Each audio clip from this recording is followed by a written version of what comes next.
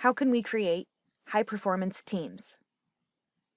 A team is a group of interdependent people who are collectively accountable for certain outcomes. A high-performance team is one that performs well and is made up of members who find value in being part of the team. The first step in creating a high-performance team is to decide whether a team is even necessary. By design, teams can usually accomplish more than individuals, but they're not always superior.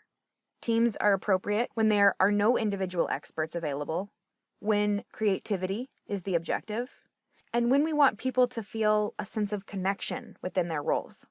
At other times, it may make more sense to rely on individuals or groups. The second step is to identify the team's basic needs. Different types of teams require different things. Teams that take care of the basic operations must focus continuously on performance objectives because their activities are ongoing. Teams that oversee parts of the business must frequently reassess whether the team approach is even appropriate. These teams then need a clear reason for existing. Teams that make recommendations, like task forces and project teams, should carefully select members who have the right KSAOs. The third step is to build a team with high potential.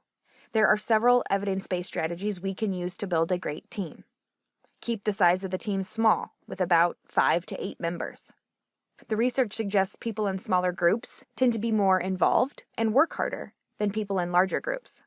Plus, larger teams experience more challenges related to scheduling meetings, understanding each other, and sharing resources. Select team members with the right KSAOs using objective measures. When a team already exists before we arrive, we can try to fill the gaps with training and other interventions.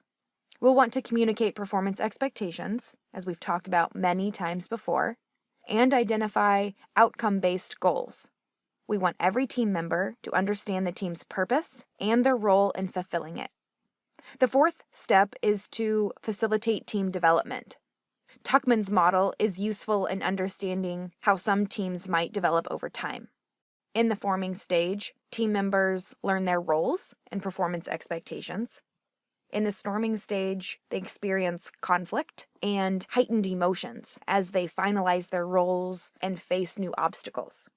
In the norming stage, people begin to work toward a more harmonious balance. In the performing stage, the team is organized, satisfied, and working toward their shared goals. In the adjourning stage, members complete their tasks and are recognized for their contribution to the team. To facilitate team development, it also helps to establish productive norms that encourage people to get things done. For instance, some teams begin the workday with a quick check-in meeting to get people fired up for the day.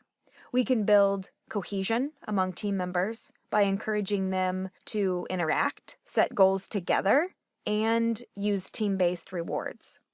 To enhance accountability, use cooperative rewards and distribute them equally among team members. The fifth step is to evaluate performance using 360-degree feedback. Measure individual contributions, the team's overall performance, each member's satisfaction, and other team competencies. After-action reviews can also help teams learn from their successes and failures. Following these 5 strategies will help managers create and lead high-performance teams.